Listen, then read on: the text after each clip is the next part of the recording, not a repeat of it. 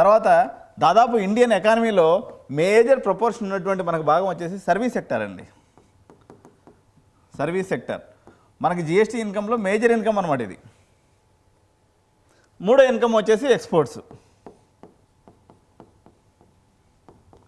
ఈ మూడు అత్యంత దారుణంగా ఫెయిల్ అయిపోయినటువంటి రోజు అనమాట ఈరోజు.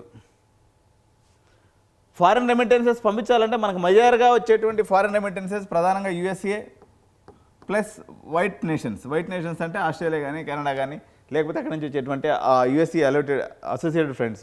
నెక్స్ట్ మనకు అత్యంత ఆప్తుడు ఎక్కువ రెమిటెన్సెస్ మనకి ఇస్తున్నటువంటి కంట్రీస్లో సౌదీ అరేబియా ఉందండి. సౌదీ అరేబియా, యుఏఈ, ఇక్కడ మన ఇండియన్స్ ఎక్కువ ఉంటారు. ఖతార్. మన దురదృష్టం కొద్దీ ఈ పాకిస్తాన్ వాడు ఏం చేసిందంటే నాటో పాకిస్తాన్ అని చెప్పేసి వాళ్ళు ఒక గ్రూప్గా ఒక రకంగా ఇండియాకి వ్యతిరేకమైపోయినటువంటి పరిస్థితి. సో మనకు మిగిలినటువంటి రెండు మిత్ర దేశాలు మనకి ఎందుకు పనికిరానటువంటి దుర్భరమైనటువంటి పరిస్థితి. మనకి మిగిలినటువంటి రెండు దేశాలు ఏంది? యుఎస్ఎస్ఆర్ అంటే ఇప్పుడు రష్యా ఒకటి, చైనా ఒకటి. మనకి ఇప్పటివరకు ఈ రెండు దేశాలకు పోయి అలవాట్లేదు, ఇక్కడ నుంచి రెమిటెన్సెస్ పంపించి అలవాట్లేదు. ఈ రెండు దేశాలకు వెళ్ళి మనం చదవలేము, మనం ఉద్యోగం చేయలేము, మనం రెమిటెన్సెస్ పంపించలేము. కాబట్టి ఫస్ట్ ఇన్కమ్ జీరో అయిపోయింది. ఇక్కడ ఉన్నటువంటి పరిస్థితుల్లో మనకు అక్కడి నుంచి రెమిటెన్సెస్ దాదాపు 70% పడిపోయే పరిస్థితి మనకు అక్కడ ఉంది. ఎందుకంటే H1B వీసా ఇష్యూస్ ఉన్నాయి, అదేవిధంగా వాళ్ళ గ్రీన్ కార్డు విషయంలో ఇష్యూస్ ఉన్నాయి, తర్వాత పార్ట్ టైం జాబ్స్ విషయంలో ఇష్యూస్ ఉన్నాయి.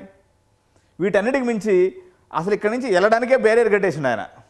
ఒక యూనివర్సిటీ ఉంటేనట 100 మంది ఆ యూనివర్సిటీ స్టూడెంట్స్ ఉంటే 15 మంది మాత్రమే విదేశీ విద్యార్థులు వచ్చి ఆ యూనివర్సిటీలో చదవాలంట. అందులో 5% మాత్రమే ఒక దేశానికి మించి ఉండకూడదంట.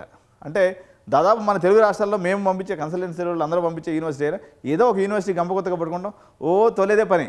ఆడిపోతారు, మన వాళ్ళు పార్ట్ టైం చేసుకుంటారు బిందాదుగా, అది ఏదో ఫేక్ సర్టిఫికేట్ ఏదో పెడతారు, ఎక్స్పీరియన్స్ పెట్టేస్తారు, ఉద్యోగం వచ్చేస్తుంది. ఇప్పుడు దాకా నడిచిపోతుంది అట్లా. ఇప్పుడు మన పప్పులు ఉడికే పరిస్థితి యూఎస్ఏ లేదు. సో ఆ రకంగా కూడా మనం దెబ్బ అయిపోయినటువంటి పరిస్థితి. ఇది ఫస్ట్ సెక్టర్.